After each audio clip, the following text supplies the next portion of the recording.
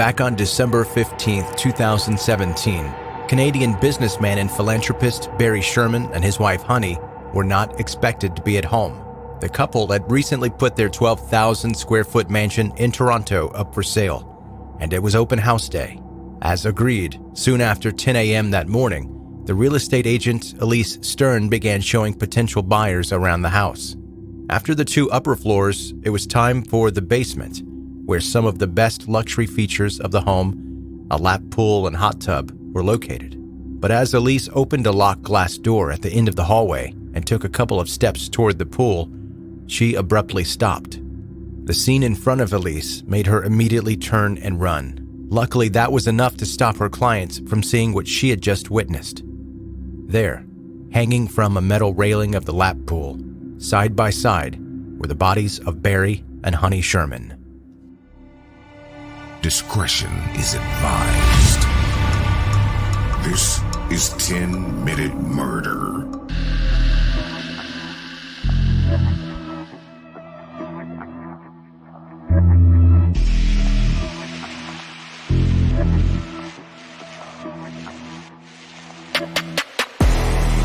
Welcome to 10-Minute Murder, brief and bingeable true crime. I'm Joe, the host, and thank you for joining today. And if you hear any bumps and bangs during the episode today, just random noises, it's because I told my kiddo to go clean his room, and it's located directly above the studio here. He's not happy about cleaning up, and it was starting to look like if the police were investigating a crime scene, they'd get to his room and say, yeah, looks like a big struggle happened here. It's awful. So he's reluctantly working on it. We're about to get started, but before we do, make sure you subscribe to 10-Minute Murder wherever you listen to podcasts, including YouTube. I know some people listen on both their podcast app as well as YouTube, whichever is convenient in the moment. So if you do that, make sure you subscribe on YouTube as well. And if you exclusively listen on YouTube and have made it through most, if not all, of the episodes, there are about twice as many of those available on any podcast app. And you can also connect with 10-Minute Murder on social media. Links are in the show notes of this episode. Now to today's story.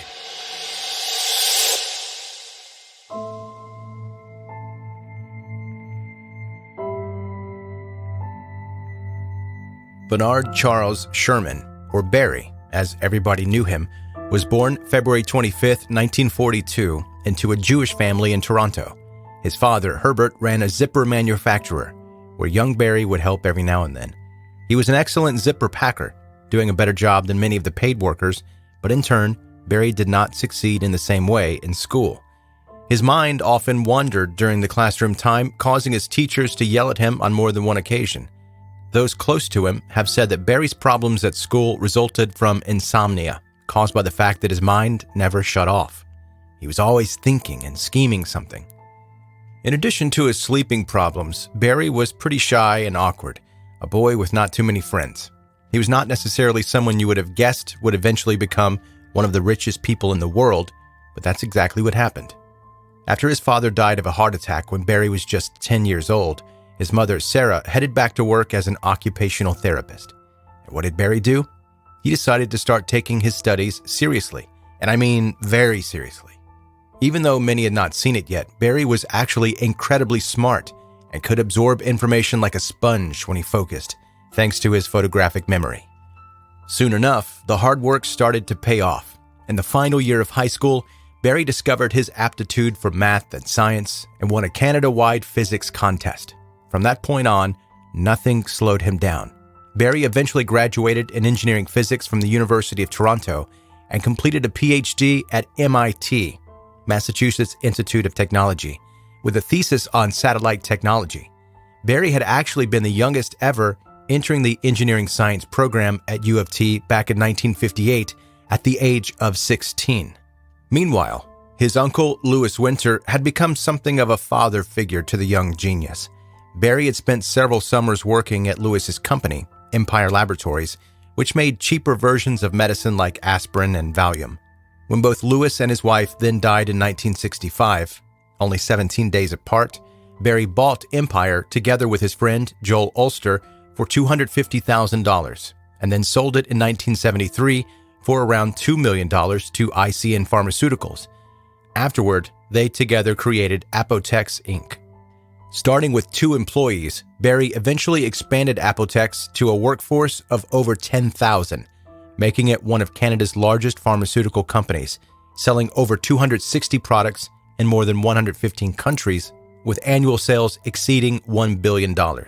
And of course, all of that made Barry Sherman a very wealthy man.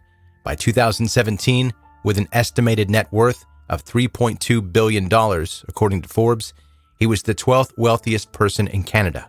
At this point, Barry Sherman was also a family man.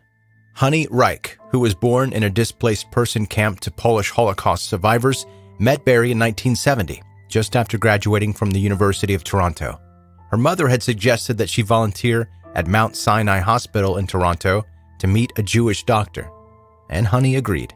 Eventually, a nurse who happened to be married to Joel Ulster fixed her up with Barry. Even though being polar opposites and Barry not being exactly a doctor, the two immediately hit it off and got married a year later. According to those close to the couple, Honey and Barry were like yin and yang. Barry was socially awkward and a workaholic, and Honey was very outgoing, cunning and witty with a salty tongue. Together, they complemented each other. The Shermans ended up having 4 children.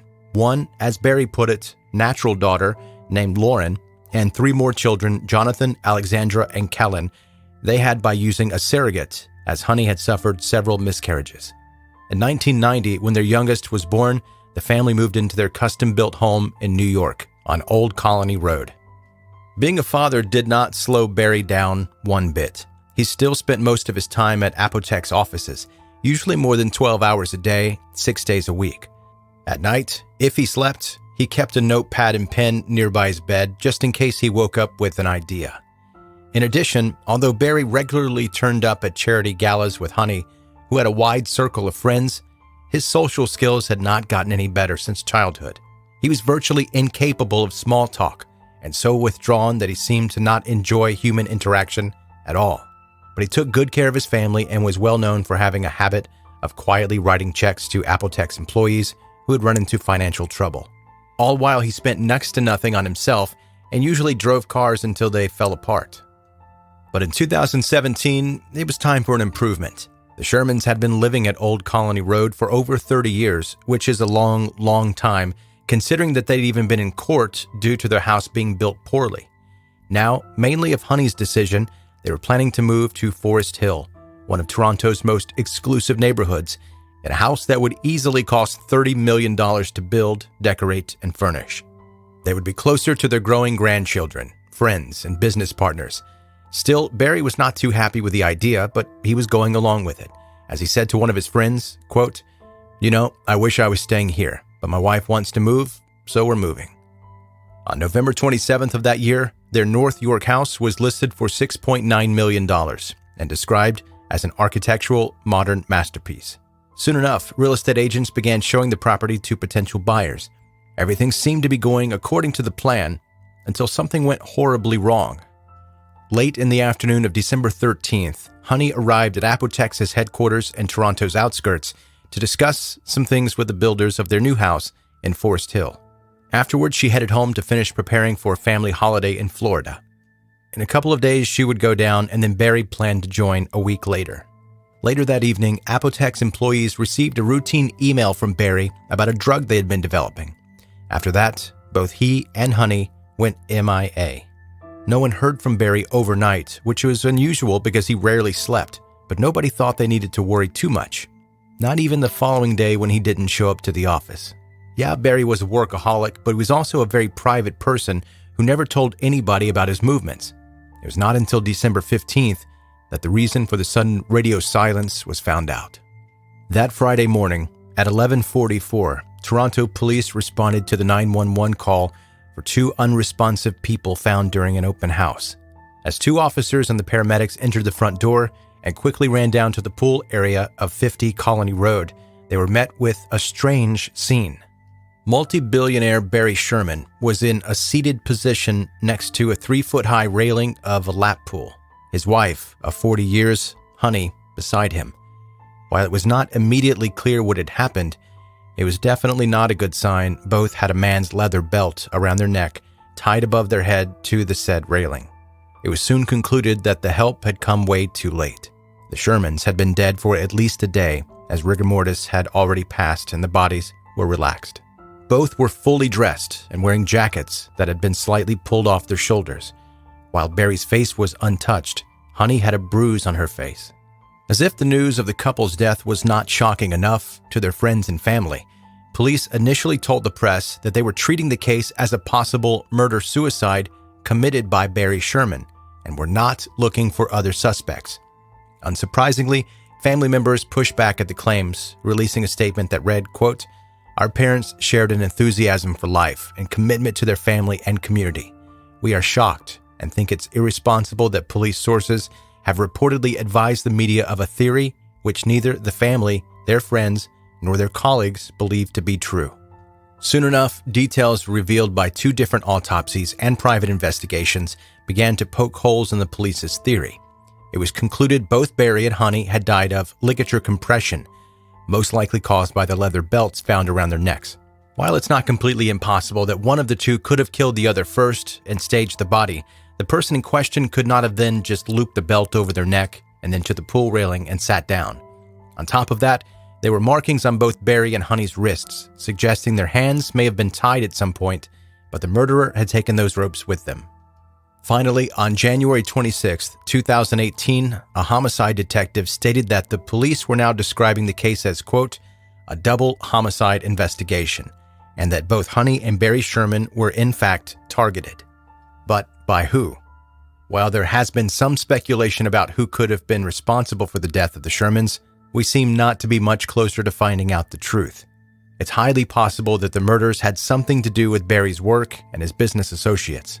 Some of them had criminal records, and his actions have angered some, one of them being his own cousin.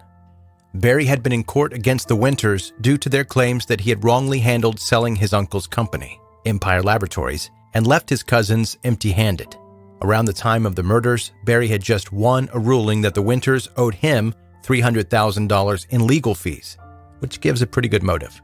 Carrie Winter actually admitted that he had not only the reason to kill his cousin, but the opportunity since he set his own working hours. Carrie stated he even fantasized about killing Barry, but he did not, as he had been watching Peaky Blinders on Netflix, and then attended a Cocaine Anonymous meeting that night. And so here we are, more than 4 years later, still without answers. However, a recent important update on the case happened on December 14th, 2021, when Toronto police released security camera footage of a suspect. In the video, we can see a person dressed in dark clothing walking down a sidewalk on a snow-covered night. While it's impossible to see the exact features of the individual, authorities are hoping that somebody would recognize them just by their distinctive style of walking. And it is noteworthy that the police stated there is a reason why the individual in the video is considered a suspect and not just a person of interest. Only time will tell if the footage will actually help solve the murder of Barry and Honey Sherman, or if the case will remain a bizarre mystery.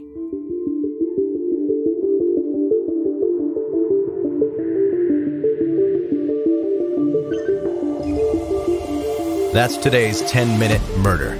Brief and bingeable true crime. Thanks for listening today, and if you have not yet subscribed, I encourage you to do that before you go. Just hit subscribe wherever you're listening right now, including on YouTube if that's where you happen to be listening. Also, you can connect with 10-Minute Murder on social media, Facebook, Instagram, and Twitter. Links for that are in the show notes of this episode. And if you have friends and you think maybe they're into brief true crime stories like this, let them know about 10-Minute Murder. Thanks for listening.